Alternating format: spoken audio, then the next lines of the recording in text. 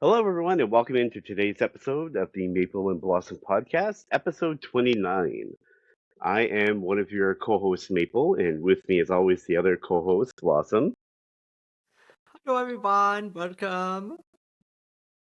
Okay, so yeah, we hit a little sag with our last recording, so trying this again. hopefully Yeah. this works this time. There's no issues. Hi. All right, so let's jump in. So today we are doing High School Prodigies Have It Easy Even in Another World. So we are carrying on our Isekai month with this one here being the last one of the month. And I will say we've saved the best for last. This Yeah, anime was fantastic. yeah, All of the characters were great. The music was great. A lot of the animation was great. There's just so many things I absolutely loved about this anime. And yeah, we definitely saved the best for last. So I'm so I didn't know anything really about this anime going into it, but yeah. the pacing, the way they handled the characters, everything was just so it was near perfect. It was, and of course we'll cover that later on. Some of the faults with it, but yeah, it was one that they executed really well up until a specific point. So we'll kind of cover that a little bit later. So let's just jump straight in here with episode 1. So episode one starts with them just showcasing the seven high school students. By the way, these are high school students. Yeah. Oh, They are well, world renowned. Oh yeah, they they make make sure you note to know. point this. They say it after Absolutely. every single one. Even though they're a high school student, they're this. Even though they're a high school student, they're that. So, they let you So know. so Ringo is a top inventor, like a Yeah, world class inventor. yeah. Aoi is a top level samurai. Kainen is a world class doctor. Masato is a world top entrepreneur. Princer is world class magician. Shinobu is world class journalist and ninja, I think.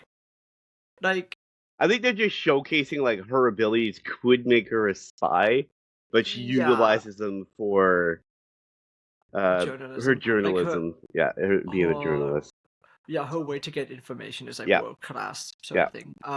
Tsukasa is a world class politician. So they all die on a plane crash, and that's how they get isekai. Yeah, because they're all, of course, they're all friends and same high Of school and course. all hang out Of together. course. And so, yeah, so there was I a don't plane know if some crash. of that was ever like. I don't know why they were all on the same plane together because I know only. Literally outside of one, like, we don't see a connection between any of them That's what I'm outside of saying. one. Right. There's only two of them that we ever realistically see. So I don't think So, the other ones. I don't. It might have been like just coincidence. or conference, maybe. I don't know. Maybe they're Well, they going to had to like a, write it in, like make it yeah, well, like yeah. obviously. So I'm like, okay, so they're all on the plane together. They end up crashing. So Sakasa is the first one to wake up, and he kind of takes a look around. And he sees an elf girl, um, name, and they do their introductions, and we find out her name is Lyru.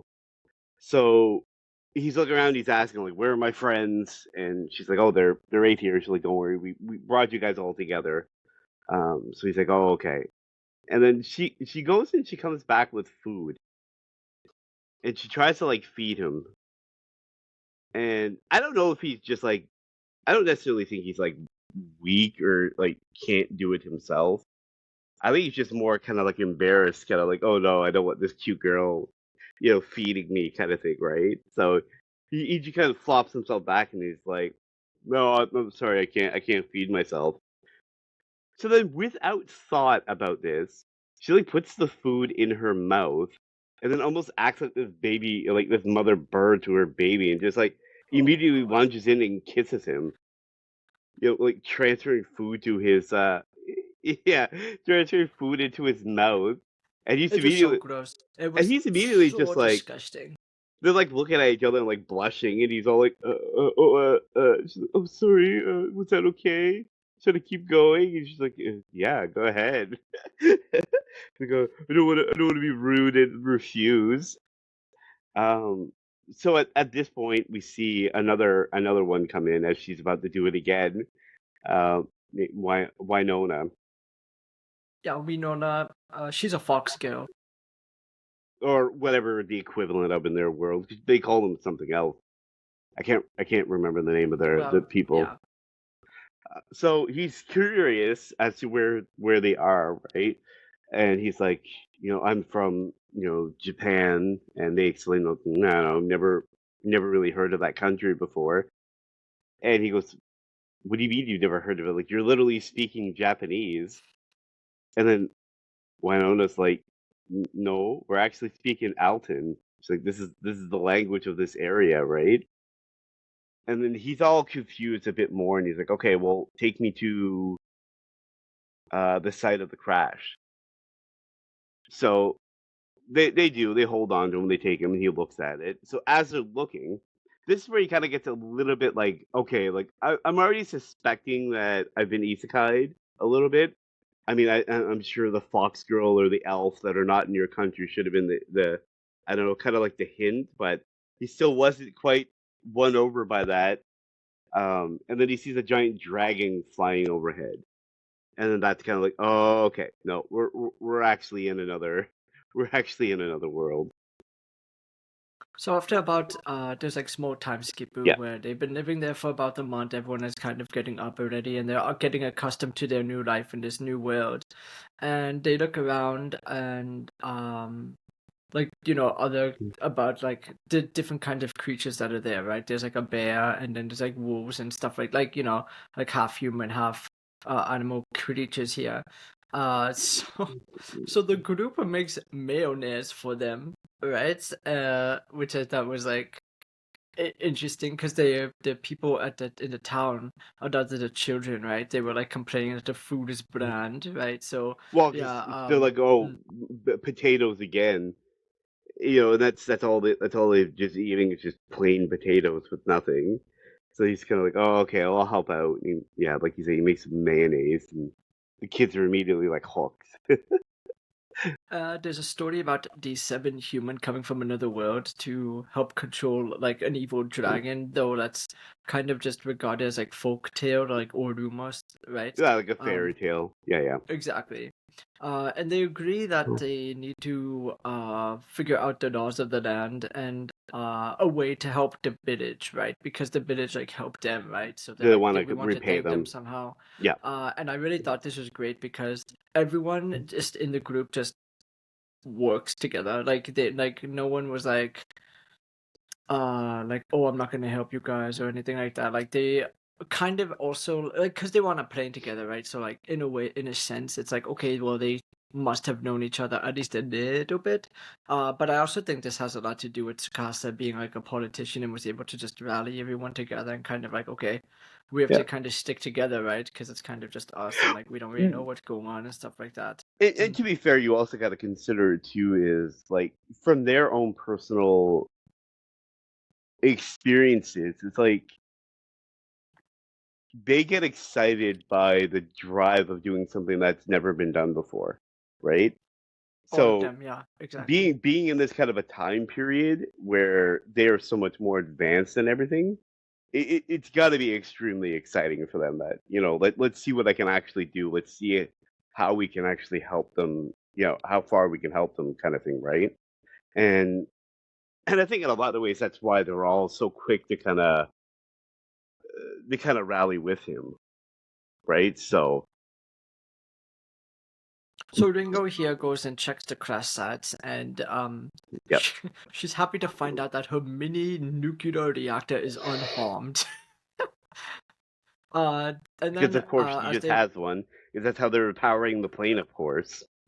yeah, so then the group when they make it back to the village, a group of Imperial Knights show up, uh, but they're taken out like extremely easily by Aoi, Tsukasa, and Shinobu. Like it was just kind of like comical just how easy, and it really showcased like just how advanced they actually are, right? Like okay, like oh yeah, these guys like are nothing compared to like the speed and the power that um especially Aoi and Shinobu, right? They were just Yeah, they were easy to take out them. And then yeah. Prince does like a magic trick to scare the rest of the knights where like Well, he kind of like basically floats in thinking the he's a air. god, right? Exactly. Yeah. I thought this was pretty funny, and then, like I said, at the end of this episode, they really just all agree to like, okay, yeah, let's work Yeah. together to really like Yeah. build up this village.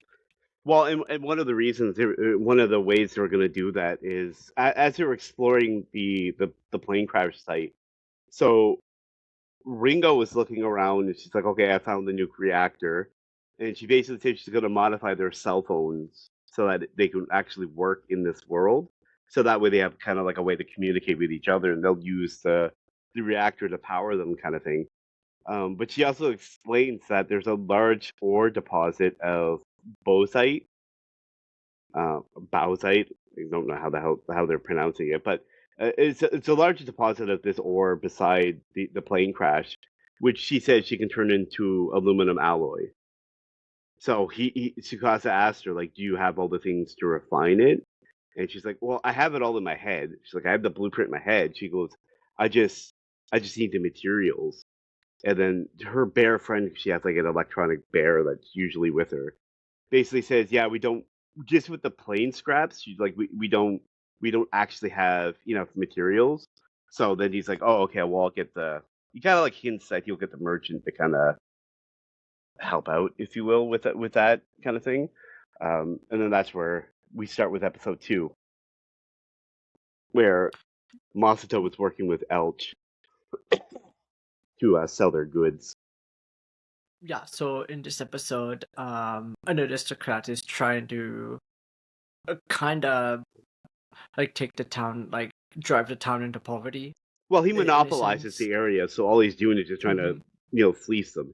He's just trying to get as Like, much money as he possibly can from them, like screwing them over. Because he's like, yeah, I like not know, paying them enough for goods and yeah, selling stuff to them at too high price. Yeah, yeah. exactly. So. Well, that's what Masato takes note of, because as he's negotiating, he notices that, like, say for example, he'll talk about it later on, where it's like a rug. Well, this rug sells for $450, but he's offering them 150 for it. So they're buying it from they're selling it to this guy for 150, but he's selling Mhm. it for 450. So it's like Yeah. so the So, townspeople are buying it at the sky high prices, but he's not buying it from the other people at it, right? He's just pocketing all the money. so yeah, Masato proclaims he's gonna crush this guy in a week, Yep, which is great. Like that's like his goal, and so they start helping the village with their certain skills and like their knowledge and stuff like that. yeah. Like giving like they're teaching them more like advanced knowledge and stuff like that. Well, just other things And like Prince is doing like magic tricks for the kids, and then yeah, Tsukasa is teaching Lateral, different recipes and how to like cook different things, right? So so Jacques is the aristocrat, and Shinobu and Masato are able to get the deed they need to kind of learn how a like selling to start license. trading. Right, Yeah, exactly. they get To a start trading trading. license Mhm. basically to open up a shop, and Shinobu basically got dirt on the mayor to kind of force him because they realized he was corrupt. So Mhm. Jakoi was basically paying him off to make sure he was the only one in the area who was allowed to sell. So they found out dirt on him. They used it to basically get their permit that they need, um, which was just hilarious. So while he's kind of explaining this to Elch, they're approached by this um, little girl, this little kid named Rue. I She liked reminded her. me of Raftalia. Yeah, Yeah, she reminded me exactly of Raftalia from just red Shield hair, Hero. literally just Just the red red hair hair, instead of like like the orange. fox. Yeah, Yeah, yeah, exactly. same kind of thing. But yeah, I really liked And her. and she was curious. She asked Masato like how he makes money, and it's She's like, I want to like learn. showed interest and I wanted to learn, and he was just immediately like, yeah, okay, I'll take you under my wing, sort of Well, thing, and he like, explained it to Elle. She's like, he goes, yeah, yeah, I'm gonna help her, and he goes, why? He goes, oh, she's got greed in her eyes. He goes, that's great. That'll work out well for us, kind of thing, right? He goes, that's why it's gonna be worth it. Which so is hilarious Masato because talks. throughout this you see it because like anytime she's around Buddy, she's like, Buddy, Buddy. He's like, she may love Buddy more than I do. It's actually quite So hilarious. Masato talks about the business proposition for Yeah. them, and he starts teaching them about the trading for the 10% of the profits. Yeah, so he goes to the village people and he works out what he's basically explaining consignment, where he's like, you guys just put your goods in our store, we'll sell them for you, and then we'll only take a 20% cut of of the sales. So you just use our storefront to sell your goods, and we'll just take 20%. And then he explains that if you help out at the shop, we'll knock it down to 10%. So it was hilarious too because the people had no idea what he was talking about. So he's saying like Hmm. 20%. Well, I'll only take 20%, and they're like, yeah, but we don't They don't even know we, what do, that we don't means. know what 20% is. So he had to like break it down to them. He's like, okay, well, if this is 450, if we take 20%, then that leaves you with, for 25 for, whatever, right? And then they're all just sitting there like, wait, really? Wait, really? You mean we'd make that much money? And because Hmm. again, Jacoi's been They're like so used to just being undercutting scammed. them, right? So Exactly. they're Hmm. like, well, this is too good to be true. They're like, yeah, yeah, sign us up, sign us up. And Elch is completely skeptical because he's like, I've never heard of opening up a shop and not having to spend any money. Hmm. He's like, he goes, I don't think the people are going to show up. And he explains, And he goes, they will at first. He goes, trust me. He's like, they will. He goes, but in business, he goes, everything comes down to trust. He's like, mhm. that's the essence of everything. If you don't have trust, then you have nothing. So he goes, so they'll show up, and as long as we keep our end of the deal, it'll be fine. And Eric was kind of cool to them, like in the beginning, like, okay, Yep. good, now you're healed. Like, okay, now get out of our village, sort of thing. Yep. Yeah. Well, because So he was the worried about the business, finances, right? Because he's like, we're running on a tight budget, and we got 7 extra mouths to feed, right? mhm. So he's kind of like, we can't afford this.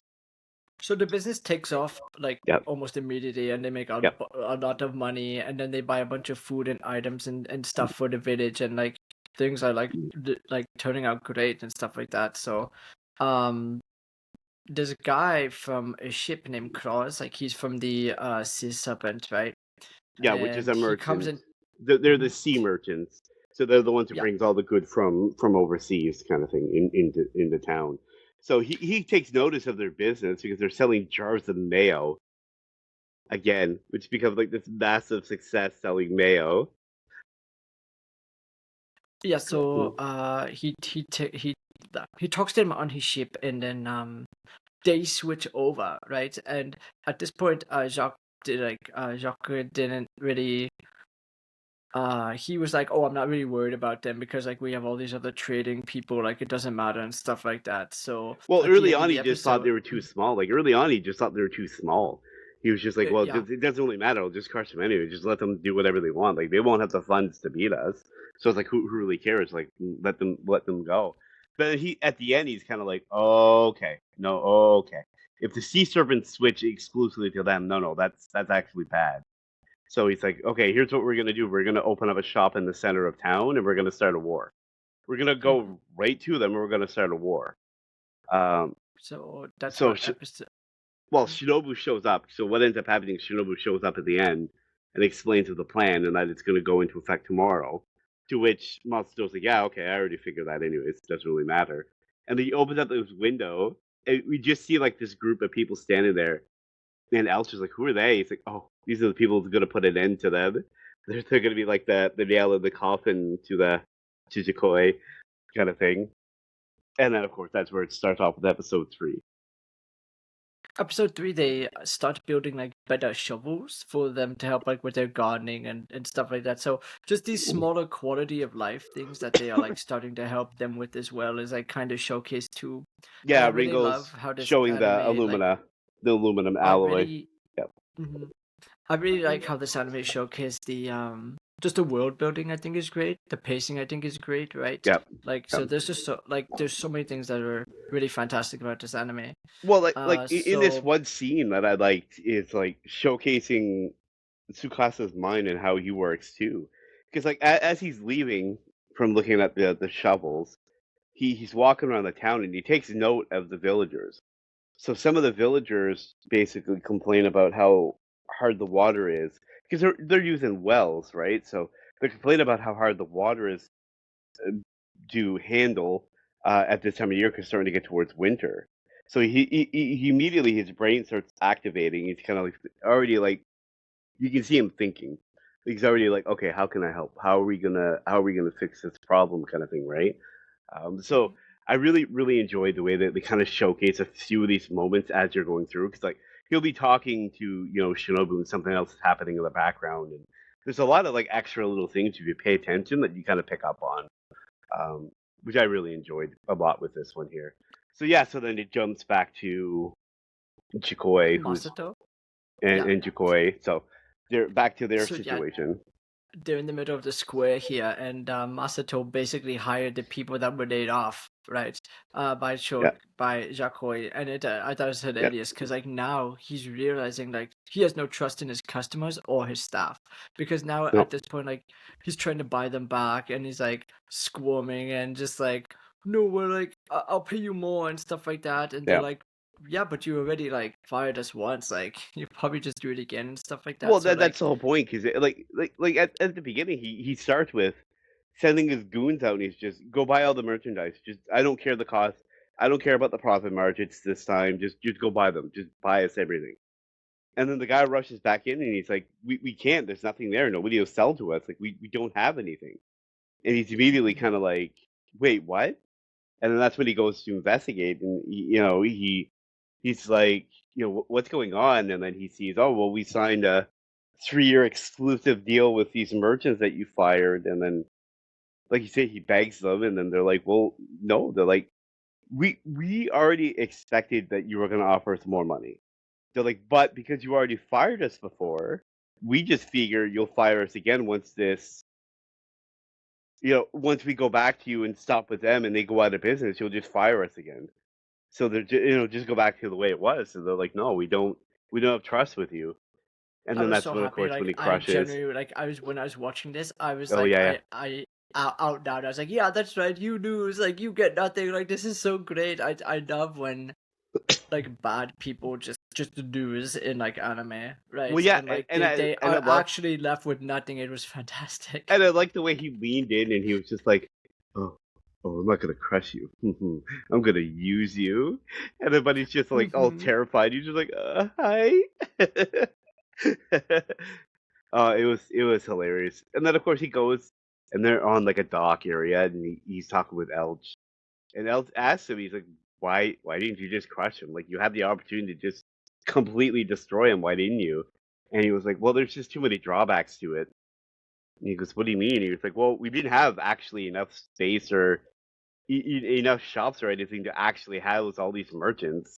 So he was like, I was always gonna throw a bunch of them back to him. And he was like, wait, so those contracts were all just empty promises? Like they're just empty contracts? He was like, yeah, pretty much. He's like, you're actually a terrible person, aren't you? He's like, He's like, yeah. yeah, He's I like, told back you in the this. old world, back in the old world, they called me the merchant demon lord. Yeah. So that, of course, this is where a group of guys show up and basically accuse him of stealing merchandise, which is completely confused about. He's like, what are you talking about? We haven't stolen anything. And then they grab a hold of Rue and they're like, no, we're talking about her. Like, you stole her. She's our property. And we're going to take her and go sell her now. And then she's, of course, crying and asking him, kind of like, help, help. And he's like, he looks at her and he's like, Rue, do you actually want me to help you? He goes, I'll help you if you tell me. And then she bites the guy that's holding her, and she comes up with this speech about like how she's like, "Yeah, I want you to help me. I want you to buy me, and I'll make it worth your while. I'll make sure you don't lose out on your investment, and all you won't regret it, and all this stuff." And then he's like, "Yeah, okay." He just like immediately just whips this giant bag of money at them, smacking the guy in the head. He was always impressed by her words and like her courage and everything. He's like, yeah, if you were willing to do all that, I have no problem buying you. That's not a problem. Though I think like no matter what he was going to buy her anyway, but I just really like how I they think he they would have. wrote this part into. I think if she didn't do this, he would have done it, but it would have been more of like a negotiation. I think he was still going to, but I think he would have just negotiated the price a little. Where this But one it here is also just like, shows I don't care too. here.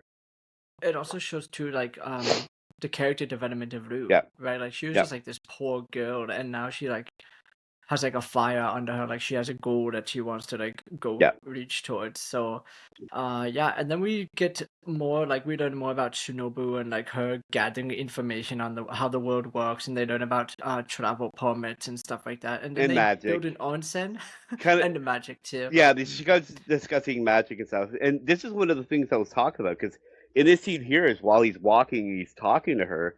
You can see one of Ringo's like bear robots, and they're in the background. Of they're building a pipe, so they're like Mhm. welding and fusing a pipe together. Which you see the reasoning why is because, like you said, they build an onsen, and they also build I guess some primitive washing machines. I guess Yeah, they. Mhm. so they're kind of showcasing that how they're kind of slowly kind of evolving them a little bit more into the future. So the Um, next scene showcases the forest, right? And yeah, Olga, the like leader of like the village, was attacked and was seriously injured by a bear. And like this bear is like the spirit of the forest, right? yeah, And so Aoi like attacks the bear, and the village is like, "There's no way, like you can't like fight the bear, like it's too powerful and stuff like that." And of course, like Aoi is like literally a oh trained, yeah. She just rushes in and like just kicks it in the head and goes she flying. exactly, Yeah, she kills it. Like again, I love just the way they showcase all of the characters, and this is kind of the first real instance where you see Kenya, where she is able to like save the mayor, right? She's like, yeah. okay, well, he's like, he's injured, but like if I yeah, she does like medical stuff on him, Yeah, she just and assesses it's him right away because they like showcase the mayor. They're like, "Oh my god, the mayor!" And she's kind of like looking. You can see her head going where she's kind of like, "Okay, okay," and Mhm. then this. Oh yeah, okay, I see this. I see. Yeah, internal damage. Yeah, organs, and she's already like assessing everything. She's like, "Oh yeah, no, no, this will be fine. Just yeah, I can help him. It's not a problem," kind of thing, right? And the others are just like, "Really? Like, are you sure you can?" And she's like, oh yeah, yeah, it's not gonna be a problem, kind of thing, right? because they have no idea, like they have literally no clue. Well, no, I mean, to S- be fair to them, like basic medicine would be considered like ridiculous magic to them. And they showcase it later on, like later on, because you got to see the weird naming that they do with some of the advanced medicine to them, right? So, Mhm. um, but yeah, so like you said, guards show up and kind of Yeah, at the gods show a up separate at at the the actual city, their village, I guess. at the village, Yeah, and yeah, they accuse them of treason for touching coins that are only to be handled by nobility, right? Like, oh, you're a peasant, you have dirty hands, you shouldn't be touching like this kind of money. yeah, we kind of So see this is more of like a rule, a decree of I don't want to say the it's not the count, but it's like the duke. So the duke of the area basically has an obsession with dirt and filth. Everything has to look clean. All the people have to look clean, and if you're not clean, then you can't handle anything to do with the kingdom, anything to do with the his majesty. So he basically says that he's the lord of the land is highly offended, and they take advantage of the fact that basically all the fighters are not in town because they've all gone off to go, rescue the people who are hunting. Uh, and they end up lighting the building on fire, presumably with everyone inside. So this is other than the where, children, yeah, exactly. yeah. So The this is where all the children, group shows up. Dairu and Prinsu, and then Prince obviously, luckily, like it was like okay, just relax. Like Prince is there, like he could get everyone out with like magic, Yeah, because which I well, was just everyone shows up and sees that the building's on fire and there's nobody around. So they're like, "Oh my god, they're all inside!" And they go to rush in to kind of rescue. And then, this is where they're like, "No, no, don't. Just trust me. It'll be okay." And they kind of like, "Wait a minute, right? Like, don't do anything stupid." And then that's when they see Prince floating in the air. Like, yeah, see, I told you. Like, he already had an escape route. It was always good. So all the children show up um with Prince, and then they ask where Lyrule is. and then in the beginning of episode 4, Tsukasa here is like the group, like the whole village, like okay, they need to take careful action, right, against the Lord, right, in order to rescue our rider. Yeah, And because we see that she's been kidnapped, basically. Tsukasa here is like, I'm willing to go negotiate for them. They agree to help the townspeople with the and then the town is like, no, well, you don't like you don't understand, like this is not like up for negotiation. Like she is one of our own. Like we have to do everything we can to Yeah. like get her back. Well, he's trying to do the politician thing where he's like, I'll go negotiate for us. Like, I'll get them to remove the treason charge against us and, like, kind of like leave the village alone. But in exchange, we'll let them have Lyrule. So the Lord can have her still, because I know she'd want that. So she'd do that if we asked her to. So we'll let him have her in exchange for protection for the village, right? And then Winona's like, look, like even if we did that, the village would be our village without her.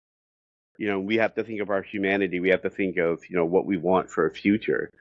And she's like, we need her back. And he's like, okay, so you know, I'll help you guys. We'll help you. Like we can do this. He goes, but you have to agree because to our conditions because we're basically gonna pull you guys 500 years into the future for technology. Like we're gonna pull you guys way in, and we're gonna advance you guys. And by doing this, he goes, we're gonna set up a new political system. We're gonna set up a new basically democracy is what we're going to set up. We're not going to have the kingdom, and we're not going to have all these, classes and people and all these things, right? So he's like, you have to agree by the fact that we're going to knock down this entire world and we're going to rebuild it. And they agree, and he's like, okay, let's go. So then we see we're back at the castle, and we see Lyrule, who she's kind of like got herself cleaned up and got herself changed, and now she's introduced to the Perv Lord. Oh, she's changed, all right. Oh, oh, oh, I've yeah. Her dress shows off what kind of personality she has. Um, but we end up seeing the perv lord, who I just look like a less attractive, Jiraiya is basically how I describe it. That is terrible. He's got Okay. like gold. He's got gold teeth, and he's all like, "Oh yeah, yeah." And he starts taking advantage of the situation, obviously. Um, which is And yeah, she kind of she also like talks to him, like she's like, okay, well, I'm willing to do whatever you want, yeah. I'm but I willing want to do to this. protect the village, Yeah, right? because For the she was harm. kind of threatened a little bit too, because you see a flashback where she's in the cart and the guy who's like captured her was like, if you want to protect your stupid little village, you got to go through with this, right? Like, make him happy, and you'll be fine, kind of like they'll be okay, kind of thing, right? So she's at first going along with it, and he's trying to get a little handsy with her again, and he's leaning and trying to kiss her, but as he gets really close, there's almost like this zap of lightning between the two of them, and it just kind of knocks them both back. He goes completely flying and slams into a wall and starts bleeding. He immediately demands her to be tied up. And then on the outside, we see the villagers finally arrive at the castle to start their rescue, I guess. And I love oh, this oh, part they because showed up. They showed oh up. yeah. So Ringo builds a remote cannon and fires it upon the castle, and like just this like, huge explosion, Yeah, and she like built a just rail gun. She built she this builds it giant there rail gun. exactly. Yeah. So the bit like obviously the guards are like, what the heck did it? What the heck is going on? And then so then they start storming the castle as like the big opening in the wall is there now, Yeah, and so the guards are like laughing like, oh, the head guard was like, okay, let them come in. It's like it doesn't matter. And then they start like firing upon them with like bows and arrows, and but Ringo created like modern shields to help protect the entire body. yeah, Like they're lightweight and durable, right? yeah. It's Duramim alloy is what they call it, and he's completely amazed by it because he's like, wait a minute. He's like, how could they have how could they have a shield that covers their entire body? Like that would just be too heavy. Too That would just be heavy. too much for them. So he's like, how is this even possible? And then he looks and he's like, sees it, and he's like, "Oh my god, like these things are massive." And then as he's doing that, one of the guards gets shot in the head, and he's like looking around like, "Who's firing at us?" He's like, "Where is this coming from?" And he kind of like sees a little flicker of light, and it's like in this massive distance away. And then they kind of like zoom in, and it's Elch. He's got like this ridiculous bow that they created him.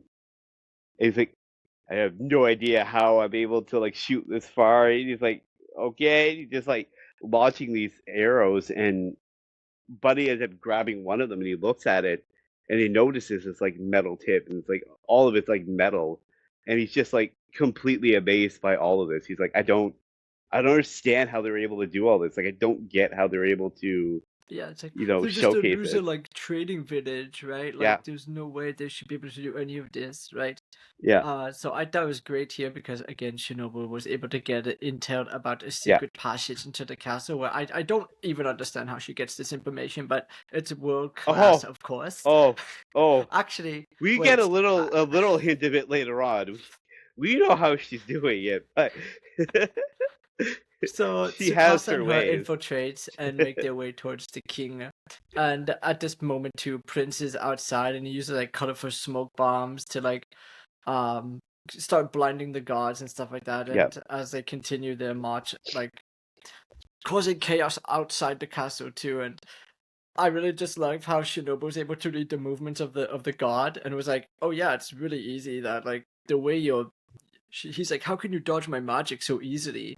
Because he's like fire like this like lightning magic, and she's like, oh, it's easy. Like the way your wand points, like I just have to make sure I'm not in the way of that. Like it's not that hard. Well, yeah, Like, well, she basically explains, she's like, where like your magic comes out in a straight line. It doesn't mhm. like it doesn't curve. It doesn't like it's just straight. So it's like wherever your wand is pointing, I just gotta dodge that. So it's not like so she's like it's not that difficult to kind of assess. So she keeps dodging him, and she's moving, inching her way closer every time she dodges. And then she gets behind him, and she just zaps him in the back of the head with a taser that That was was basically hilarious. built. So as they're doing that, she basically says, go because they're at the count's place. They're not even at the king's. They're at the count, like this Hmm. lesser lord who's kind of running the area, kind of thing, right? So she's like, okay, go get Lyrule. So he rushes in and he sees her tied up, and he like goes towards her, and then he's immediately stopped in his tracks. You hear this like gunshot, um, and you see the Lord or the Count comes out, and he's all like, "Yeah, that's right, haha, yeah, that's right." And he starts molesting a knife before he starts, trying to like punish Whoa, Lyrule. It was such a creepy scene. I'm like, what are we it doing? was. What are we He's like doing? nicking. He's like nicking the knife, and it's like, Yeah, oh he's all like, yeah, this "Oh is gonna be yeah," great. and he's like cuts her shirt. He cuts her shirt open. He's like gonna punish her. And then as Yeah, he the gets close, he kimochi, hears, kimochi amate. "Yeah, yeah, I'm sure that's how that would have went." Yeah. So we see him kind of inching towards her, and then you hear the Sukasa stand up, and he turns around. He's like, "Wait, what are you doing? Like, you shouldn't be able to stand up." And he basically says that his suit is a protective suit, and like, unless the gun has rifling, he's like, you're not going to be able to actually hurt me. This is just going to bounce off. And he kind of like swipes his hand, and you see the bullets fall to the ground. And the guy's like immediately like, "Oh my god, no, no!" He pulls out a 9 millimeter. Yeah, he just had her create one, and he points it at him, and he just kind of shoots his knife away. And he kind of goes through, and he's like, "Oh, please, please, like, don't hurt me, don't kill me. I'll help you. We can just let things go back to normal." He's like, "No, we've already created things in motion. Like, we've already set stuff in play." He's like, there's no going back for us." He's like, yeah, you'll never, you like, even if we leave now, like, yeah, there's no way you would easily come after us and stuff like that. Well, that's what I Mhm. mean. He goes, "If not, then the kingdom." So he's like, Either way, like, we've already set stuff in play. He's like, we gotta just keep going." And he fires and basically shoots him in the head. Um, but then as he falls down, he's like, "Oh, these rubber bullets are great." He just basically explains the rubber bullets. So he rushes over, and he kind of like knocks Lyril down, like cuts her free. and covers her up with his jacket. And as he's like holding on to her, her eyes turn like this. I don't know, like this ridiculously Blue. beautiful blue, ridiculously beautiful blue, and it's almost like ice crystals, if you will, or like snow, I guess. Um, and he hears a voice speaking to him, and he takes note because it's not her voice, and she basically says, "Sorry, I don't have enough that much time. Like my power is fading. I don't have that much time." And she explains that the world is being swallowed by a giant evil dragon's mouth. And she calls them my seven, and I want you to save the world. And then that's when she wakes up and she's like, "What are you doing here?" And he kind of explains that they were there all there to rescue. So that's the end of that episode. Yeah. I really liked that episode a lot, honestly. It was pretty good. Yeah, so do I. I really enjoyed So, a lot of that one. episode 5 starts with them putting on a show, and they're trying to showcase that Prince is like a god, right? Because he can like fly and stuff like that. So, Yeah. They come in on a truck that Which Ringo was made, hilarious. which is great. Like the top like opened up, and there's like little like stage, and And then it, you and it had adds to the aura, right? Because again, given the time mhm. period, like the villagers take notice. They're like the people from the city take notice. They're pulling in. They're like, Oh yeah, they're like, how what the how are they heck is able to this? drive without like how are they able to move like that without something pulling it without Mm-hmm. like how is this happening kind of thing, right? So yeah, like you say, that it opens up and then the girls are all in bunny suits, showing off their personality while they talk on a speaker. And then like they tell the townspeople that if they believe in Prince, they will be given mayonnaise, Well, which is they're like, hilarious. accept this offering from the god, and Mhm. you'll get these offerings if for believing in him because he always takes care of his followers. And then you see these massive amounts of jars of mayo, and the townspeople are like, "What is this?" And of course, Rue is sitting there, and she's like dipping her cucumbers in it, like eating them. She's all like, so good!" And she's like flipping out about Oh, how good it is, right? And then you see Tsukasa is talking with Masato about the whole situation. He's like, well, what is with all this? Like, what is the purpose of all this? And he's like, well, we need to get the townspeople on our side. And he basically explains, he's like, the easiest way to unite people is religion. He's like, whether you believe it or not, it's the easiest way to do it, right? So he's like, if we can get them to believe in Prince, who they're calling Akatsuki at this point, and they're turning him into the Akatsuki god. And basically, he's like, if we can get them to rally around you, it'd just be easier for us to take over the city, right? And so I the really mayor like the takes note of name. all this. Mm. He's taking note of all this, and he's starting to panic. And he's like, okay, no, he's like, we've lost the city. The people are already, with them, and they're going against the kingdom because the kingdom crushed all religion. They removed Mhm. all religion. There is no religion. The only thing you believe in is the majesty. You believe in the kingdom. That's it. So now that he's seen the people are believing in something like that, he's like, no, he goes, it's not good. I gotta run. I gotta leave with my family. And then this, of course, when Tsukasa shows up to have a conversation with him. I really like what they're calling themselves now, like the Seven Knights Faith. I think is really great. Where Yeah, like Akatsuki is Prince Akatsuki is the god, and then they have the other one are like known as the angels, right? So like yeah. I thought that was like really neat. But yeah, he has a meeting with Walter, and he's like, I'm because Walter's like, oh, I have to get out of here. I have to like escape, like with my family, Well, because he's right? used to the way what the old system was is when you're overthrown, you get killed. Mm-hmm. Whoever Yeah. takes over kills you, right? So, And then uh, Tsukasa like, we're not here to like overthrow the city or like we don't want to throw anything into chaos. Like we're asking for like alliance here. Uh, but the funny thing is the way he was able to get into the building was he dressed up as a maid. He dressed yeah. up in like maid outfit, And they're which all having the seven are having their meeting, and they're kind of showcasing. they're all fawning over it. Yeah, Yeah, it's because just he's cute. showing the picture. Because like Masato is showing the picture. He's like, okay, look at this one. This one's a low angle shot, Yeah, like and he's like, someone was like, wait, how'd you even get that shot?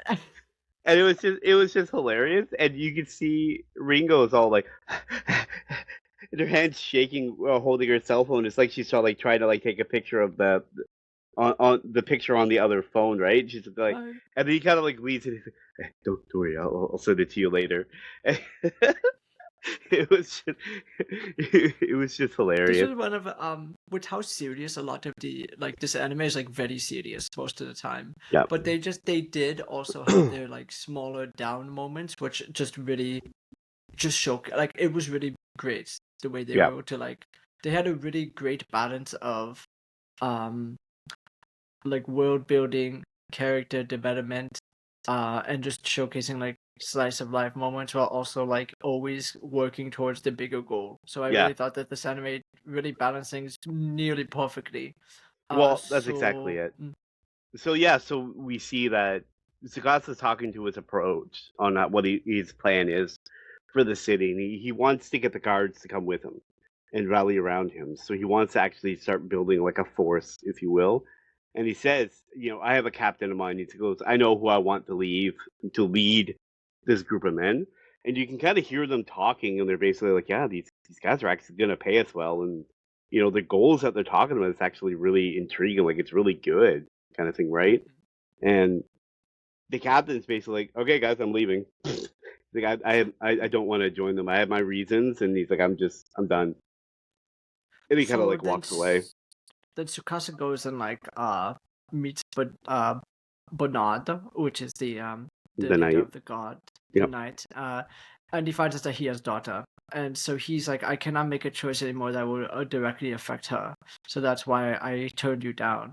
Yeah. But then Tsukasa was like, yeah, but we're gonna create a world where she can make her own choice, where it's not like she's not ever gonna be told what to do or how to live her life. She can grow up and choose who she wants to marry and like the things she wants to do in her life, Well, and not right? only that, you see that she's also one of those, kind of like the demi-humans.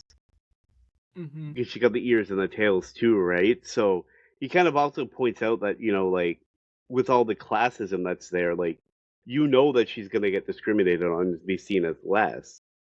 So it's like, in the world that we're creating, she also has that extra freedom, right? So he's like, Mm-hmm. it's just a good thing overall if you help us.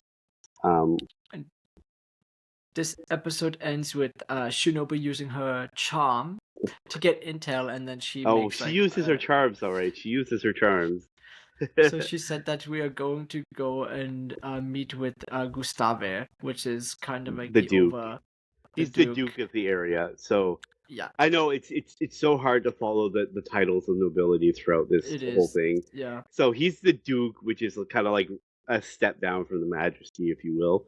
Um, and he is completely obsessed with the king and the kingdom and his Majesty and all Oh, this. he is definitely obsessed, like Yeah, crazy and, obsessed. and this kind of obsession is driving Shinobu, where she's like, okay, I'm hearing all these tales about him and hear about his, extreme loyalty and extreme power. And she's just like, oh no, I gotta go meet him. I gotta go see this for myself, kind of thing, right? Um, so then you see the old guard, the one who kidnapped Myrule at the beginning. He's now at Gustave's place begging him for help. Like, look, they've taken over the land. They've taken it over, and we need help exterminating them. And he gets down and he's kind of like, I'm disappointing in you for how this all happened, and he just cuts his head off. Just you just see the blade, and then that's it. Yeah, and that's another really good thing that I like about this anime is they were not afraid to just actually kill people. Like Yeah, I thought this was like kind of fantastic they must have thing been to do, listening to your hot honestly. take. You must be I following us know. and listening to the hot take. Yeah, they following us. You should follow us too. If you're listening, you should follow us. So episode 6 begins with if you didn't already know, we really find out that Tsukasa is a workaholic. Yeah, And he's working on rewriting the laws, like we mentioned a little bit earlier. And Ringo finishes building a power plant. And Shinobu reveals that Gustavo uses this rain of fire to eliminate and decimate the yeah, towns of his enemies. yeah. So there's not a whole lot in this episode. Nirare likes Tsukasa, and he's been too focused on helping the town and the city changing.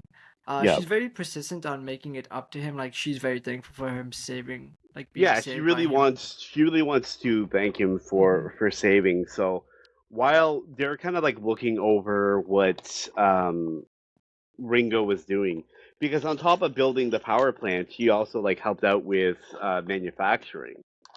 So she built like a manufacturing plant. She's building like you know, machines to be able to craft forge stuff and craft stuff. Um, and as she walks off, because she's like, I moved to the next phase, and he's like, yeah, you moved to the next phase. And then at this point, we're kind of like, what do you mean? What is she doing? Kind of thing, right? And then he's standing with Masato, and Masato's like, what's going on? He's like, he explains it to him that they're actually going to start crafting modern weapons. He's going to turn them into modern soldiers. So they're going to craft guns. They're going to craft these different things, right? And he basically explains that's what she's working on. Is she's doing we're working on the next phase of this, which is ramping up production, but she's also going to be working on an aerial defense system. And to kind of deal with Heaven's Flame, as it's called. And Viral comes over, like you said, and talks to him, like, I want to have lunch to kind of make up for saving me. He basically, like, sorry, I can't. I got a meeting I got to go to, kind of thing. And he walks away. And she's basically like, kind of like upset about all this. And she's talking with Masato about it. And she's like, he doesn't like me. Like, I know he doesn't like me, and it's making me panic. It's making me like I have anxiety because of this, right? And he's basically like, it's not that he doesn't like you, like he really does like you, and he kind of explains he just feels guilty because he tried to give you up. He tried to abandon you for the city, basically. And she's like, yeah, well, I don't blame him for that. Like I would have done that too. She kind of like explains it. She's like, yeah, well, like I would have done it to protect the village as well, kind of thing, right? So Hmm. then we see him working hard through the night, which the old mayor kind of takes note, like, you're rumored to be like a demon who doesn't sleep. Like we just never see you sleep. And he's like, I sleep a bit, like when the work's all done, kind of thing, right? And of course, he knocks on the door, and she's like, "Is your work done?" He's like, "Well, yeah, I guess." And she's like, "Well, I want to," and he's like, "Yeah, but I'm busy tomorrow, so like I'm gonna go to bed early." And she just barges in. She's like, I don't really care. We're gonna talk. We're gonna work this out." Because she's like, "Look, I know you felt guilty," and she's like, "I don't care." She's like, "I know you're a good person. I know you didn't mean anything bad about it." She's like, "I really just don't care."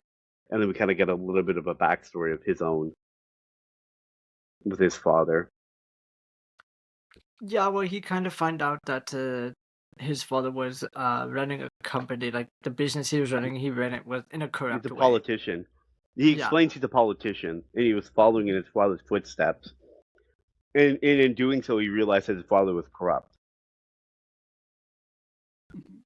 And due to his own high moral standings, like, he had a moral code that he wanted to live by as a politician.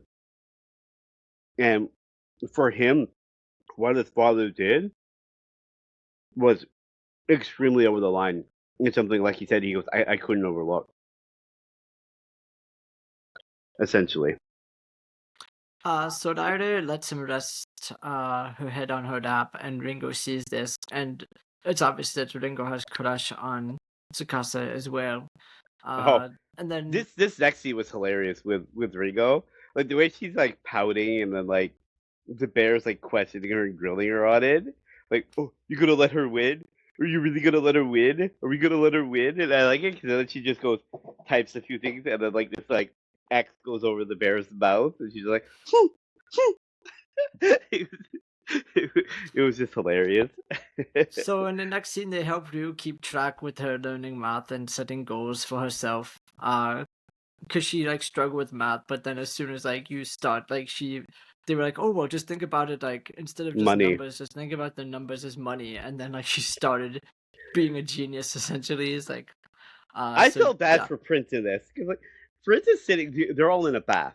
They're all in the bath basically. So they're in the onsen, and like all the girls are all just like like in the bath and like out of the bath, like just like showing off their bodies and stuff. And Fritz is just like cowering in a corner, like, why am I here? Why do I actually have to be here with you guys? Like, why do you forcing me to be here? And I get kind of like, oh, I don't really care. I don't really care if you see me like this. Like, I don't really care. And and he's like, yeah, but I care. I do. And then they basically explain like Aoi basically explains like, look, because you're seen as the god now. She's like, you pretty much have to be glued to me at all times. Like I have to protect you, so like yeah, unfortunately you're gonna have to go everywhere that I go. But yeah, it was just hilarious. Like again, when they break a little bit out of their like seriousness, they can still be pretty funny with it. So episode 7, we see that Elch and Shinobu end up making it to the new area, um, to where the Duke is, like the major city where the Duke is. And yep, they are gathering intel. Uh, she gets drunk. Well, she pretends to get drunk, right? Yeah, because the As they villagers are just feeding them and giving them, here, have more wine, have more drinks, here, have more Mhm. food, kind of thing, right? Um, And this little girl, part of this family, Medina, like she warns them to she warns Eriko to okay, you guys have to leave the village, right? And so then when Eriko is gonna talking to Shinobu, she reveals that she was sober the entire time, and then Shinobu was like, oh yeah, I've noticed.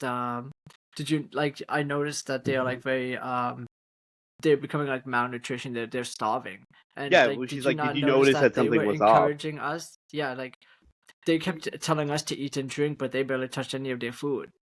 Yeah, and she's like, they didn't touch any of it. And then she's like, Mhm. and you could see that like by their skin. So like their hands were dried out and they had jaundice under their eyes. And she's like, that's just a classic sign of, malnutrition. And he doesn't fully explain he doesn't get any of what, Shinobu was trying to explain to him. So she basically takes him down to the basement where there's a room and she opens it up and she sees a bunch of people are hanging upside down.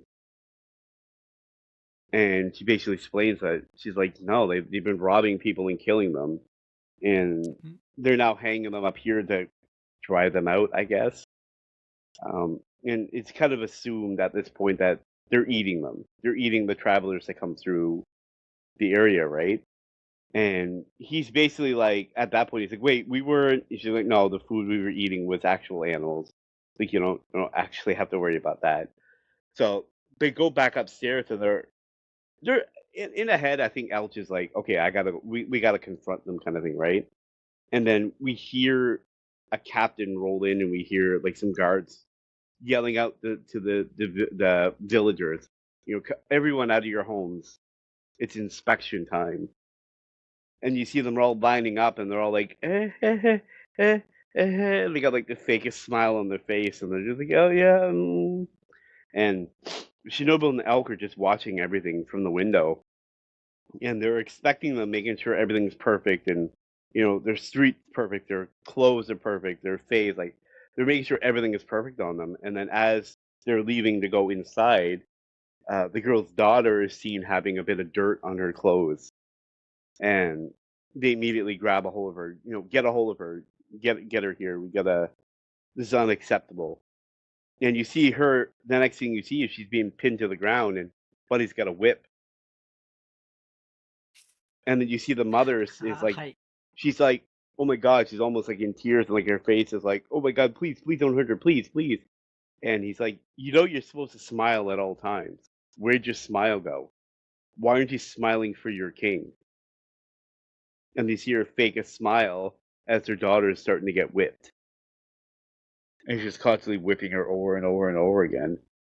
And then Elch is like, look, she's gonna die. Like if this keeps going, she's gonna die. Like we gotta go, help, if you will. And then Shinobu's Mhm. kind of looking away, like, they were gonna murder us, right? Do you really want to go help? And he's like, yeah. And she goes, hey. She goes, I got a plan. Just follow me. So she goes out and she uses throwing stars that are more from, I guess, the land that they had overtaken previously, the group who they overthrow the area from, used as a weapon. So they think she's just from that. She's remnants of that group kind of thing, right? So they're immediately intrigued with capturing her. And she basically says, like, look, no offense. She's like, I can take out half of you without really even trying. She's like, you'll probably get me in the end, but like, I'm gonna hurt you guys. And she goes, especially you. And she points to the captain. And she's like, look, I'm willing to kind of not go through that. If you let the girl go, I'll give myself up. And then we see her talking to Elch. She's kind of talking about her plan. So yeah, Gianna is the leader of the guards here, and she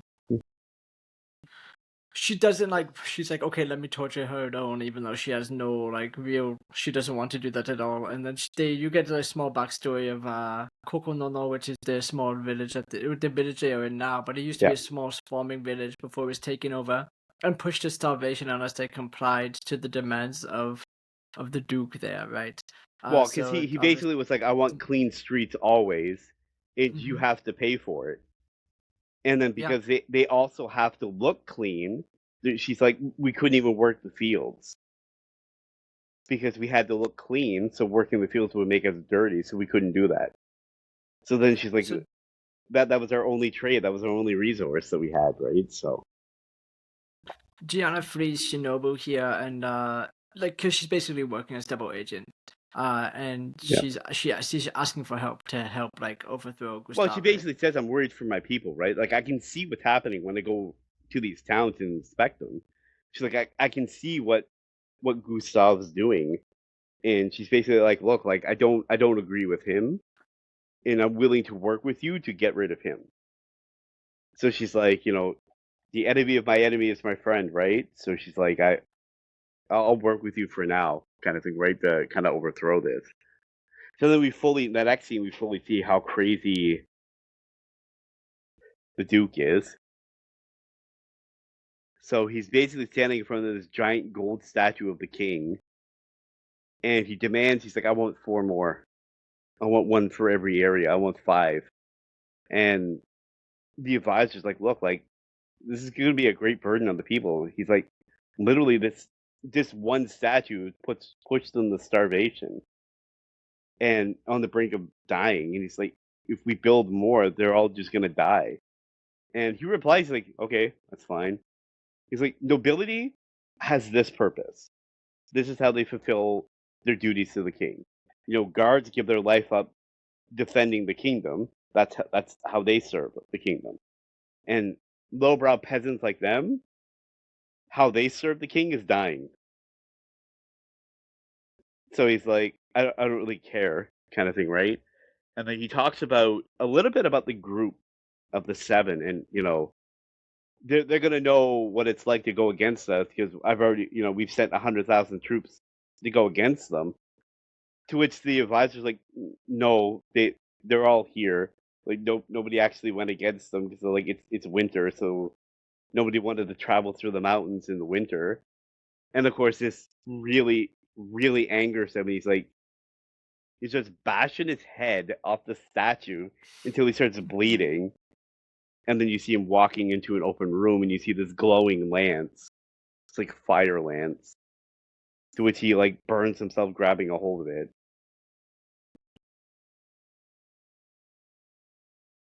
So Mm-hmm.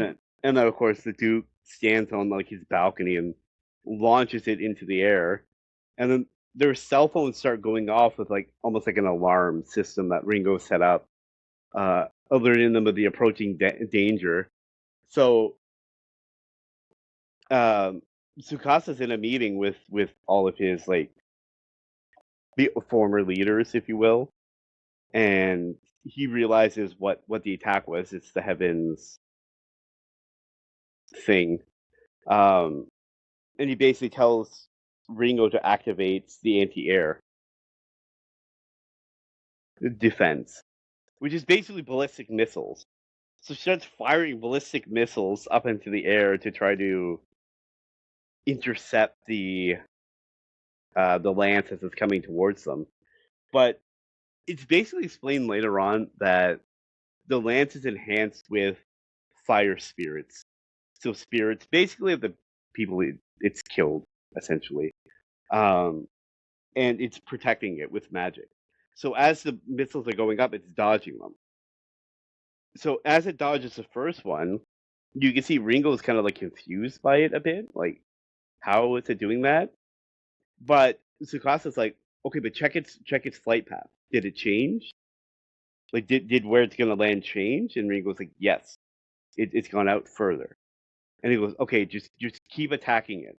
Like, throw all the missiles you can at it, so that we can try to push it outside of town. Let's try to push it to the ocean, kind of thing, right? Um, but quote unquote, the last missile goes flying up, and it moves internally instead of out. So this last one, it moves inside instead of outside, and now they're bracing themselves for a direct attack on the city. And that's where we kind of see it, where it kind of ends with it making impact. And then episode 8 begins with the spear landing and fire pillars start shooting up from the ground. And the fire spits out like beings of Gustave, and then they start like moving around the city essentially and start like burning things down. It's And the basically the spirits, like we talked about, the spirits of the people it's killed previously.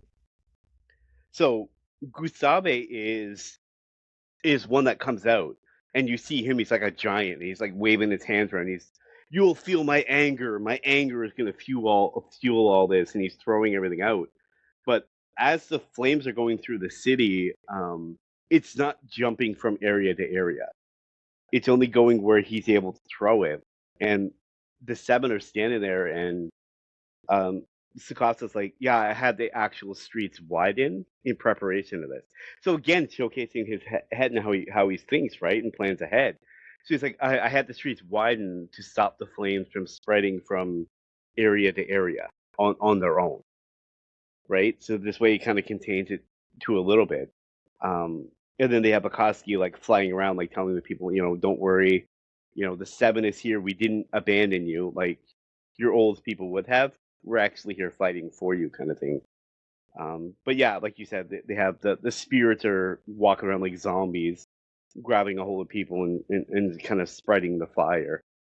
Um, and then as the seven are standing there, this is where Lyra runs up to them and kind of says that she knows of a way to break the attack.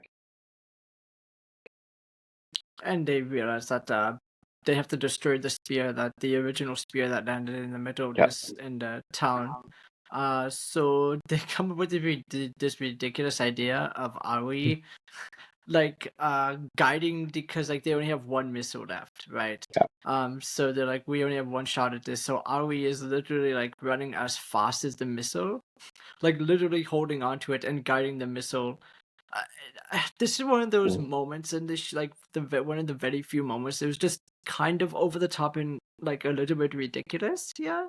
yeah. Like I thought she would like. I thought at first when she said she was gonna guide it, like they were gonna shoot it, and she was gonna stand by Gustave and like guide it that way, right? Like, okay, he's gonna do a Mm. final attack. I'll kind of like protect it and make sure it gets to the target. Like, I thought she was gonna be at the scene, and then they break out with, "Oh no, I'm gonna run alongside it." And I'm like, okay, okay, what are we doing? Like, what are we doing? I'm like, I get she's supposed to be like this, like I'm so good and I'm so fast with my sword that I'm like a demon. But I'm like, this is just ridiculous. So yeah, like you say, she starts running alongside, guiding it. I really like the animation and effects here Yeah, in this episode in particular. It was like really neat. So yeah, of course they were able to break the spear. And so afterwards, Sukasa and Naira have like kind of a nice conversation, and she has the power to hear the spirits, right? And this is kind of like an early form of like magic in this world. So she's like, okay, I want to actually pursue magic. And so that's yeah, kind of how this episode ends. And she's like, I yeah. want to learn magic because maybe it might be a way for me to help you guys get back to your Well, 'cause world. she basically explains like the way that magic works is you have to have a connection with the spirit. And she said there's like a spirit for each one of like the basic magic. So like wind, earth, water, those kind of things, right? And she said the greater your connection with them, the stronger you can actually perform your magic. And she basically explained like that's how she knew about the attack is the spirits that were trapped in it. The spirits basically told her. They spoke with her and told her all this kind of thing, right? Um, I really liked the extra little detail they did with this because when Gustave gets attacked near the end, because he's like trying to like encompassing like grab the bomb, and Aoi does like a almost like a whirlwind tornado that circles it and kind of damages his arms. So as he's reaching for his flame arms, they like kind of get cut off by the wind. And I like how when it returns back to him, like after he's defeated, it showcases him back at the castle, and his arms are gone. So it was like he was physically there as this fire entity, which I thought was an actual really nice touch with this one. Um, but yeah, so like you said, she basically says, "I'm gonna start because I have this connection with the spirits. I'm gonna start learning, basically learning magic and going through all that." So at the end, we see him talking with Masato again, and Bernard shows up and says the first batch of the modern soldiers are complete. And you see them, they're like in almost like this snow soldier gear, and they have their rifles on their shoulder. And he says, "Good." He goes, "Because now we're gonna initiate my plan, which is we're not gonna wait for them to attack us because we know they're gonna attack us in the spring. We're not gonna wait for them to attack. We're gonna go on the hunt. We're gonna attack them first." And he starts initiating his plan. Um, and then that's where episode 9 starts with Gustave is raging about the fact that they haven't attacked these people yet. He's like, "I thought I already told you to send the troops. Like, what are you guys doing?" Like, "Do I need to find more people? Do I need to kill everyone to find more people?" Yeah, and like you said, they're already ready with the 50 men, right, with all the guns and stuff like that. So, Yeah. uh, Gustavo and his troops end up coming towards like a stronghold, and Yeah. obviously, Tsukasa already has their forces already there, and they push them back like immediately by shooting them with like the rifles, right? Yeah. Because they fire the rifles like multiple shot really quick, and then like Gustave's like god is like, how can they fire these like so fast like this, like shouldn't be possible. So they call for a retreat, and then Tsukasa's like, okay, good, now we're going to pursue them. And this is because Gustavo is like, okay, this is, I almost like expect this too. So they're like, good, we're gonna like ambush them in forest, right? Like we're bringing them close to where a bunch of Well, our we're gonna heavy take them out to the cavalry open. is. Yeah. Hmm. So they basically explain they have 3,000 guards with them, and they took a small portion of the forces with them to go to the stronghold initially to assess everything. And then when he realizes they're all there, they start chasing them back. And he's like, "Okay, we'll just lead them to the secondary force we left." So he thinks, "Okay, we got them in a trap. We're luring them into a trap," without realizing Sakasa's like already got this all planned out. Like he's already thought all of this. He's already got this all planned out. And then as they lead into the open field, the guards like you can see where again with Bernard, they're just toying with him. Like they're trying to make him think like they have the upper hand. So they start firing on their heavy armor cavalry, which I will say they were badass. Those horses on the full ammo, or like the full armor, like completely covered head to toe in like steel armor, and then like the guards, they look badass. I will say that. So you see them firing their guns and they're just bouncing off them. So like, okay, we got this. This is easy. Okay, go attack them. And then of course this is where again Tsukasa's already thought ahead and they start on their offensive again. They blow them up with grenades. Yeah. Yeah, they start The, chucking grenades at them, which was hilarious. so then Gustavo is like now he's still like raging in the city over here, and he's like, okay, we're just gonna send the entire army. And as soon as he's like tries to send them out, the whole their flags change, right? And there was just already a rebellion, right? And Yeah, that's well, because Jean basically, Gianna. yeah, Gianna has basically already set this all up. So she fires an arrow at him, and it's like colored smoke, and then she basically yells that the revolt has started, and then that's when their flags kind of flip and they start overtaking the castle. And Shinobu and Gianna, they fight Gustava here. I really thought this was like really neat battle. Yeah, Where like there was a lot of back and forth. The animation I thought was really good, and they stab him and they drop a chandelier on him, yeah, and he doesn't die, and then he just like almost admits defeat by suicide bombing the entire tower, yeah, right? But they were able, like obviously, they were able to escape, like right before everything like yeah, it exploded and stuff yeah. like that. So But we yeah, I see, thought this fight here was really good. yeah, me too. So then we see the two nobles who were kind of leading the attack earlier, and they're hiding in their castle. And Ringo basically goes and pays them a visit, and she almost had like drone bombs, if you will, and she sends one of them into a building, one of the towers that just blows it up, and then she sends like a bunch of drones in that are basically like, put down your weapons, like we won, put down your weapons. So you see the two nobles basically meeting with Sukasa, and one of them agrees to go along with his demands, which is basically join us. And the other one's still like, "Are you really gonna join them?" And he's like, "Yeah." He goes, "Are you really?" He's like, "Yeah, I'm gonna join them," kind of thing, right? So you kind of see there's still a little bit of discord with them, um, and then the ending basically is the seven are basically split, where the guys outside of Prince are having tea, while the girls and Prince are getting massage, oil massage.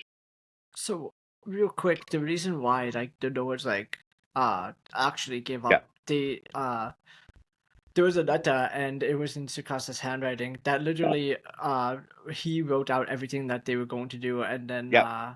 that's why the lawyer was like, "Oh, are you really gonna just like submit to them that easily?" And he's like, "Yeah, like look, this is literally all of my If he plan. if he had All this this is." if he had this all Mhm. planned out, then that just shows how good they are. So yeah, then Yeah. at the very end of the episode, you see Ryder start learning a little bit of magic, and so Yep. then they talk about the Azure Brigade, right, which is kind of like the next part of Well, it's the army of the the area next that group. kind of helped them, Hmm. right? Yeah. And while they're being nice and being friendly, like offering them, the oil massages and food and all this stuff, they it kind of ends with the group saying, like, asking Tsukasa, they're like, can you actually rope them in? Can you actually come to an agreement with them? And like, do you think we can actually get along? And he's like, no.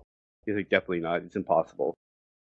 Um, and we don't get an explanation in episode 9, and then that's when episode 10 starts with the explanation as to why he thinks that there's no way for them to get along with them.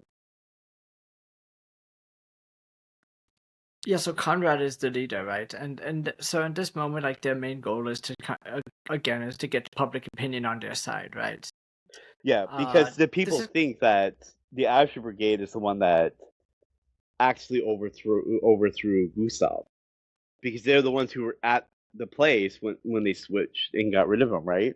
So all the public opinion is now towards the Asher Brigade, which he says, he's like, we can't stop them. Like, we have, like, right now, because we need the public opinion on our side. But he says that basically he knows that Conrad is a liar and he's corrupt. And he said he knows this. He's like, because when I asked him about the gold statue and the whereabouts of it, he said he had no idea. He goes, but his speech pattern and the way he was talking, he goes, I've dealt with it as a politician. I know when they're lying. And he goes, I could tell that he's lying. He goes, but I don't want to expose the corruption until we get people on our side, because they won't believe it, and it's easy for them to flip the story on us unless we get them on our side. And at this point, Kine basically steps in and says, "Okay, look, I'm okay with you telling us what to do next. She's like, but you and Ringo, you guys are on the verge of sickness. And she goes, to me as a doctor, I can't allow that. You guys have to take rest. Mandatory 5-day break. She's like, I don't want either of you working on anything for 5 days. Because she's like, you're about to get bronchitis and you're about to get laryngitis.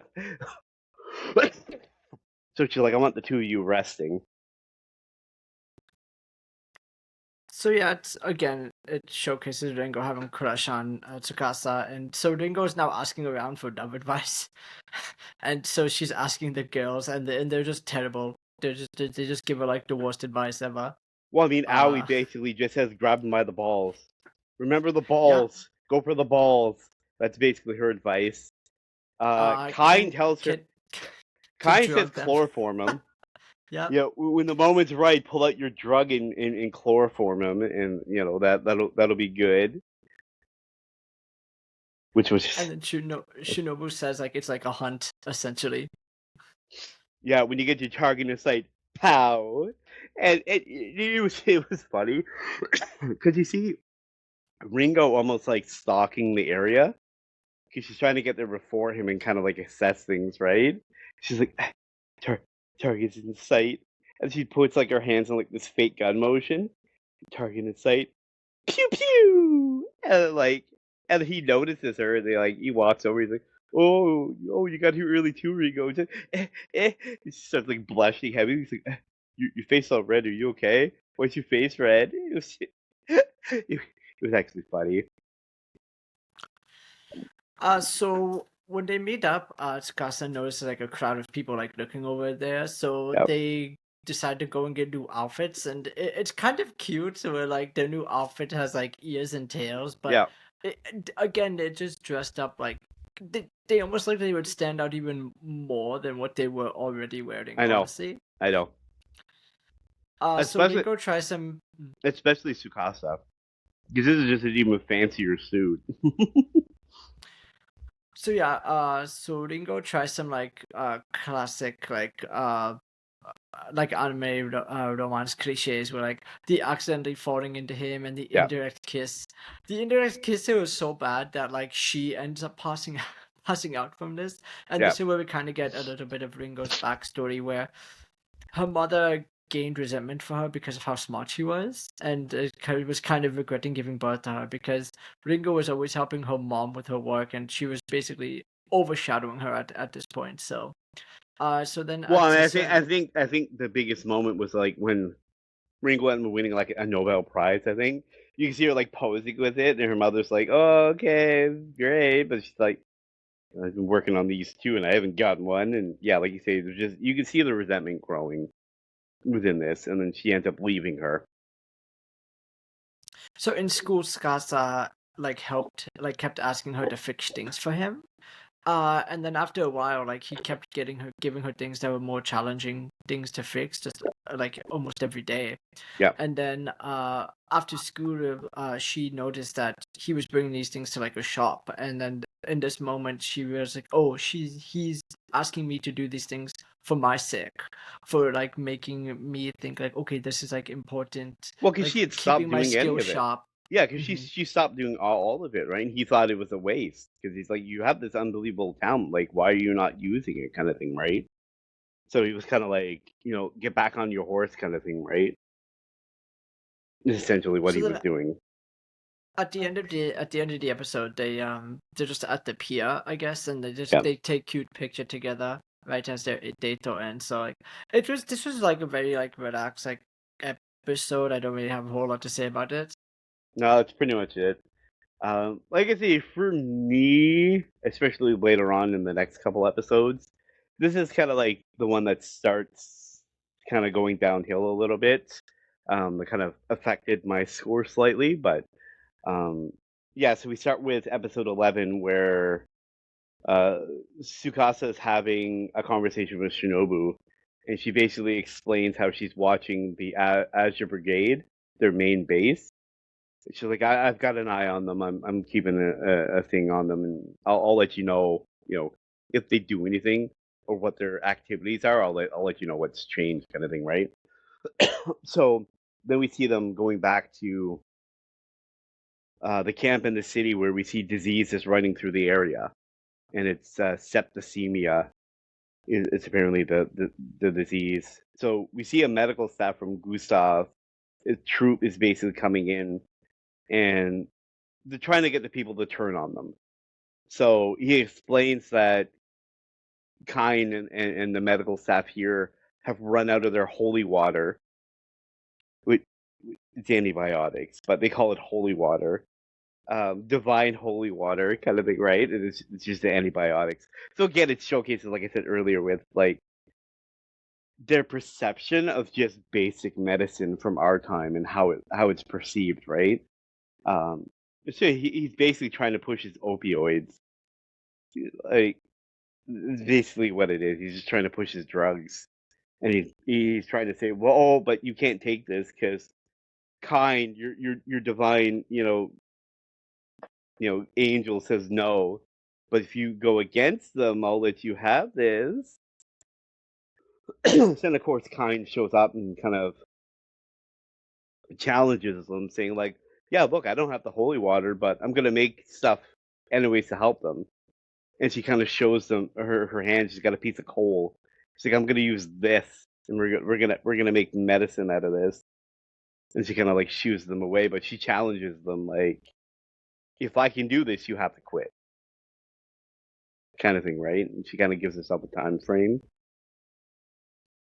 And this is where she also like helps sorry rather she helps Kenya here make the medicine, right? Which she creates, and it's called Sulfonomalia. It's a Yeah, crazy name. sulfonamide or something like that. Yeah, and she basically explains it's actually an old remedy from that time period. She was actually looking through records and she found that with septicemia, like she remembered like her own knowledge from like studying, that during this time period where this was running rampant, this was the drug they were using to cure it for this area. So she basically, works up the way to recreate it. But she also explains that normally she would get Ringo to do it, but Ringo was actually off busy with a major project that Tsukasa had asked her with. So she wasn't able to, and that's why Lyra was helping them. And then we learn a little bit about Kenya's sadistic side. Oh yeah. So she Where administers after it. She administers it to the patients, and it works. Gusav's gang is basically okay. We can't have let this happen. So they come up with a plan to kidnap Lyra and try to force her into turning the medicine to poison. And then this is where, like you say, Kain shows up, and yeah, this was great. I enjoyed this side of her. It was hilarious. so it's also revealed here that Ringo has built a nuke. Hmm. Of course, we all knew that Gustavo was obviously still alive, and It's will help hinted. the It's strongly yeah, hinted. because they're like, oh well, we never found a body, right, and stuff Well, like yeah. that. So they said they never found a body, and then what you see is the leader Conrad for the Azure Brigade is meeting with General Nero, who is the king's general. Um, and he basically says, "Okay, I know of your struggles. Don't worry, I'll help you." He's like, "I'm gonna offer you my most powerful mage," and you see a guy who's cloaked with a mask on. However, he's wielding flame magic, so you kind of get the hint that it's Gustav. Like as you're watching it, we know, but they haven't Yeah, showed that it is yet. So, and he says, "I'm gonna give you 10,000 troops as well. I want you guys to, take this mage and 10,000 troops and go deal with the seven."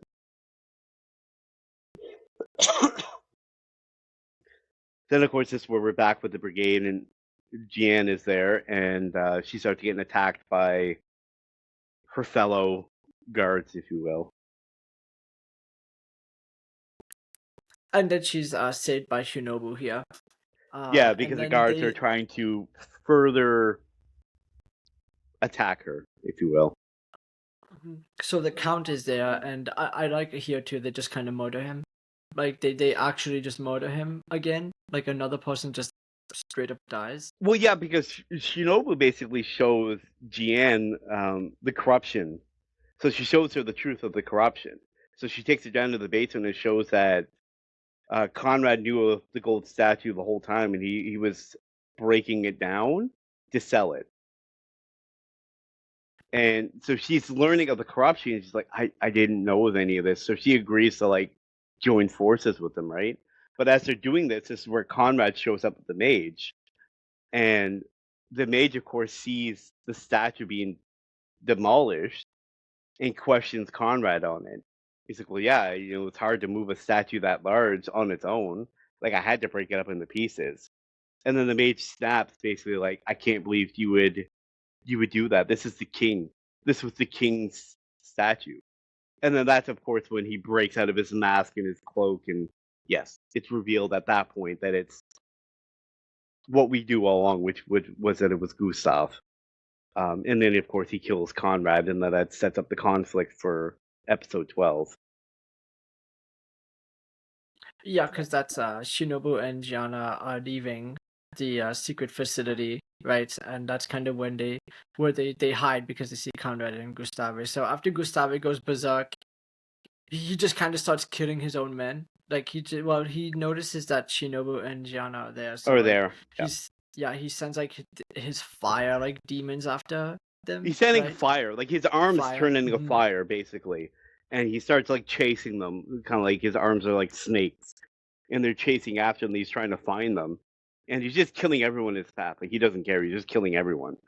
And then, of course, this is where Tsukasa's like, we're going to activate our plan. And then he does. They just nuke him. They Yeah. literally blow up a nuke. They send a nuclear bomb and blow up the area. And he says it was necessary to show that they have equal or greater power for diplomacy to work, right? Like, okay, like we have to show them that like we're not going to be scared of them because like they can't beat us with fear because we are equally as strong, Yeah. if not stronger than they are. So like this will also like help demoralize them in a sense, right? Yeah.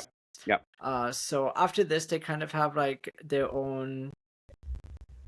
At this moment, now they think they won, right? And the Seven Knight Faith now like reigns over the four nations, right, of this like current like part of the world, and they are asked to protect their own freedom with the help of the angels and the gods of the Seven Knight Faith, right?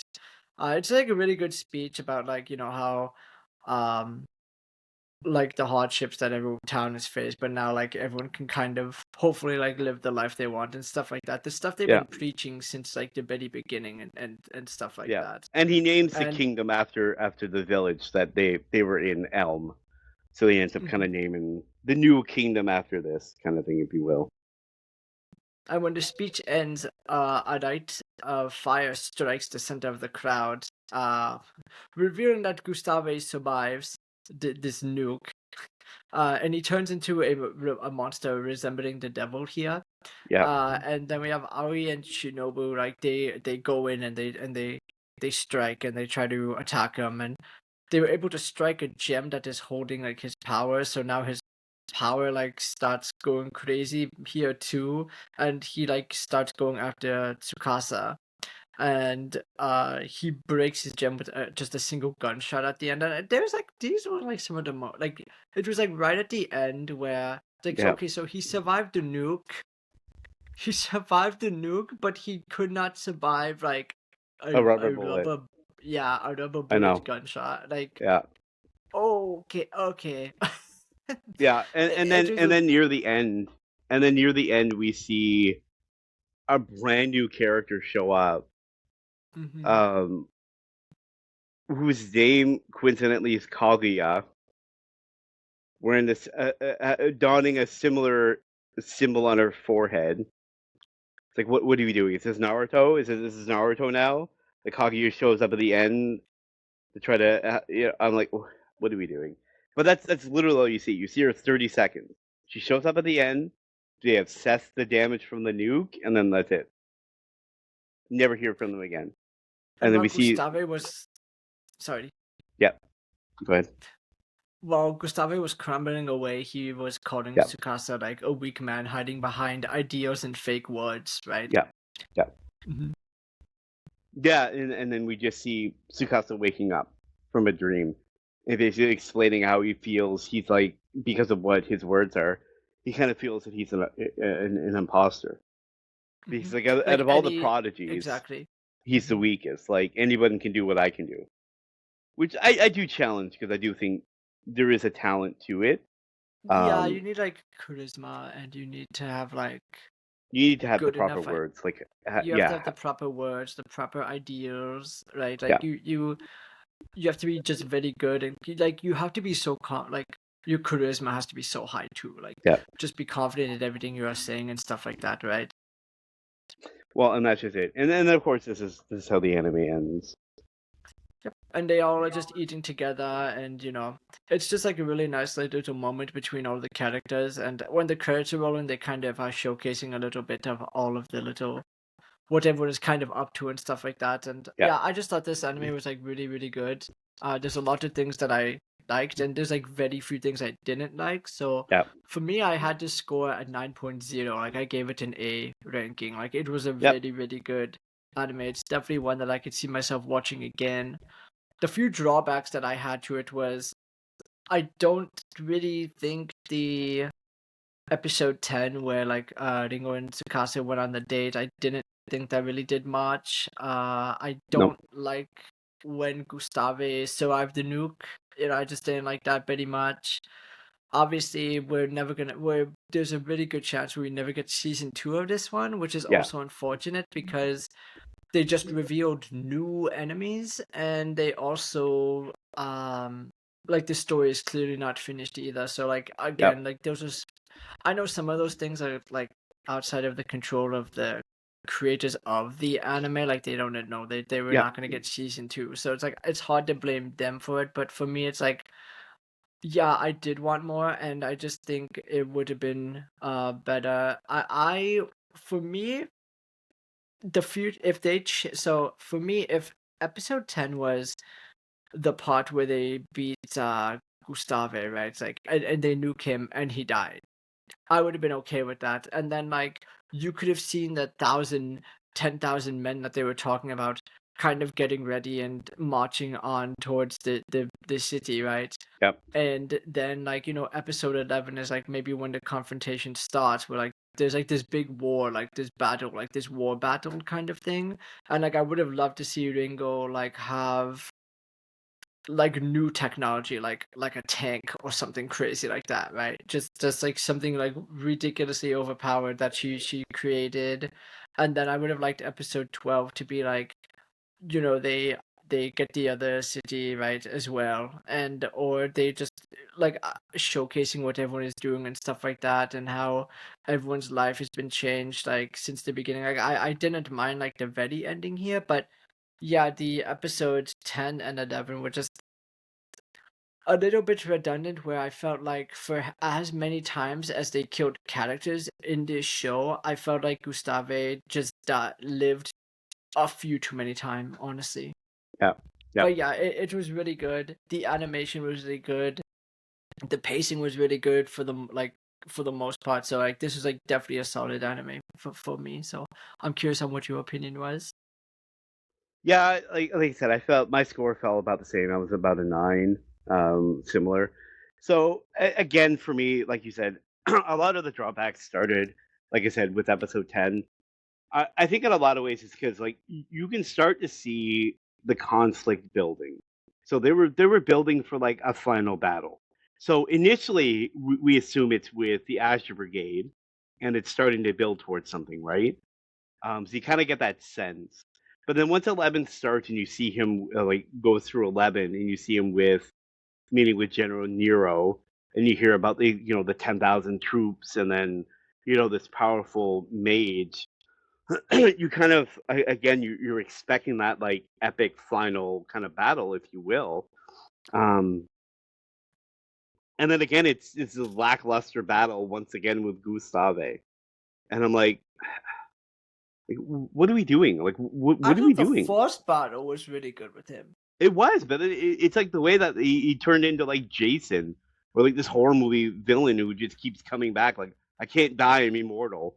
He just keeps coming back, right? No matter what you do, and it's like you said, you get this sense where it's like, okay, but like again, it's like you hear like the 10,000 troops and like this big massive buildup, right? And then again, it's just him doing his same stuff that he was doing before, and they just easily beat him at the beginning. Again, it reminded me a lot like this last lesser ending. It just reminded me so much of like again with Naruto. Like you're building up this powerful thing, and then you beat it in the most absurd way. That just like, oh, I, well, is that it? Is that it? Like I thought there was gonna be something different. I think it was gonna be cooler than this. Like, what are we doing? Like you said, I would have been fine if they went through and like they had a battle and like you said, like showcasing her coming out with tanks and coming out with different things, right? To deal with the 10,000, and then seeing like maybe even at the beginning, like the first half of the beginning of episode 12, with them battling the 10,000, coming up with their technology, showcasing their power, and then them actively running away, and then it showcase them rebuilding the world, right? That I would have been fine with. But when you go through with such a lackluster episode 12, it then you start to go through the previous ones and go, okay, but like, did we really need the date? Could they have used that to build up the ending more? Did we really need to see the drug, Kine and the whole drug thing and I her don't sadistic I side? don't mind the like the drug But thing. Like but the did we drug need war to see thing that I for the didn't really entire mind. episode? But did we need to see that the entire episode, right? So that's where you start going back and you're like, okay, did we really need these parts? Could they have downplayed them a little bit and showcased more of the overarching story a bit more?